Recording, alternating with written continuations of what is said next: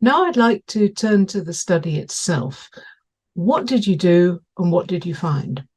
Following the selection and validation of the vitamin D point-of-care test, a framework consisting of a data collection sheet, standard operating procedure, and action plan record for pharmacist-led vitamin D point-of-care testing was developed and validated. The framework was piloted in a community pharmacy with 80 participants, and patient data was correlated with the point-of-care test result. Data was analyzed using the chi-square test. As to the results of the study, of the 80 participants, 49 had insufficient and 8 had deficient vitamin D levels. The framework developed was practical to be applied in the community pharmacy setting. Participants suffering from chronic conditions are more likely to have their vitamin D levels tested, those suffering from metabolic disorders being even more likely to have deficient or insufficient vitamin D levels. And this correlation had a p-value of 0.026, showing its significance. Interesting. And could you explain some of the practicalities of vitamin D point-of-care testing? Certainly. So, approximately 20 microliters of fingerstick whole blood was required to carry out the test. The blood sample was collected via capillary action and transferred to the test cassette. The result is obtained after 10 minutes by comparing the intensity of the line on the test cassette in comparison to a color card provided with the point-of-care test kit. It is crucial that the test is carried out in a well-lit area for clear color comparison. So what were the cutoff values for insufficient and sufficient vitamin D levels? So in Malta, serum 25 OHD reference ranges follow those proposed by the Endocrine Society in the USA. Their guidelines state that 30 nanograms per milliliter are considered adequate levels. Between 20 to 30 nanograms per milliliter are regarded as insufficient levels, and below 20 nanograms per milliliter are deemed deficient. So why do you think so many of the participants had low vitamin D levels? Many of us think of Malta as a very sunny place. Yes, so despite the study being carried out within a Mediterranean climate, 71 of participants had deficient or insufficient levels of vitamin D. A positive association was observed between participant perception of the contribution of having sufficient vitamin D levels towards general health with sun exposure in terms of time spent exposed to direct sunlight. This finding indicates that participants who are aware that exposure to UVB rays is essential to vitamin D photosynthesis are more likely to spend time in the sun.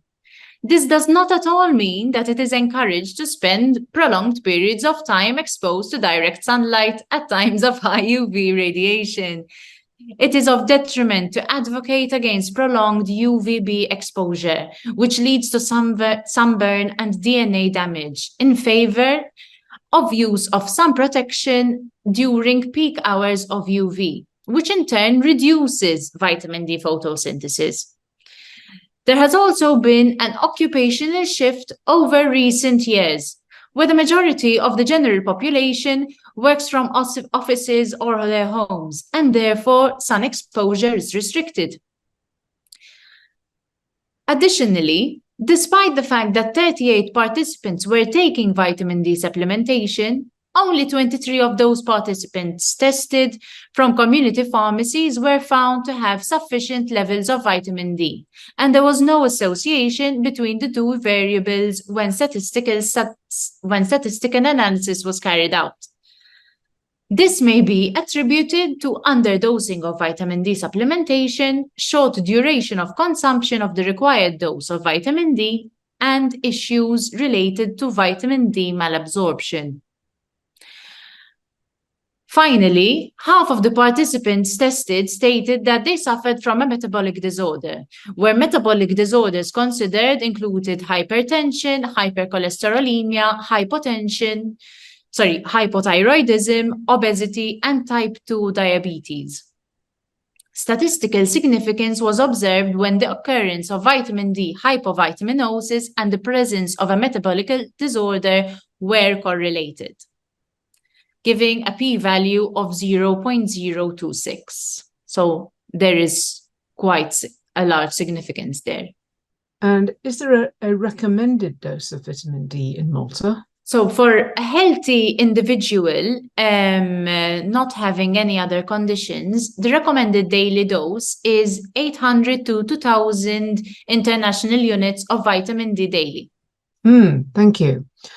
If vitamin D point-of-care testing were available from a community pharmacy, how would it be paid for and how much would a test cost? The price of the test is primarily dependent on the type of test kit used. The test used in the study adopted a semi-quantitative test kit with a cost to the community pharmacy of €6 per test. A quantitative test costs approximately 14 to 27 euro, and in this case, an added analyzer may come up to an additional cost of 3,000 euro. One must also consider that test kits are bought as packs, and the community pharmacist must also factor in waste due to expiration and the test kit, and other consumables needed. For the chosen point-of-care test, consumables such as single-use lancets, alcohol swabs, plasters, a sharps container, result sheets, and patient information leaflets came at an added cost. Therefore, a business model must factor in all the above together, with the pharmacist's time and the time needed to cover advice following testing. So the obvious next question is, what are the next steps for this project and for community pharmacy? The next phase is the evaluation of the implementation of the test within a community pharmacy. So there are works in that regard, and maybe in a few months I'd be able to give you an exact number that you wish to get from the previous question. However, I would just like to highlight that it is our obligation as community pharmacists to educate and to do offer these kind of testing services within our pharmacy, to highlight our role to prevent and protect the patients within our community, and to provide individualized pharmaceutical care. Dr. Catherine Anne Busuttil, thank you very much for describing this important study to us. That has been very interesting, and we look forward to hearing the next chapter. For more information about Dr. Busuttil's work, please visit our website using the links in the description.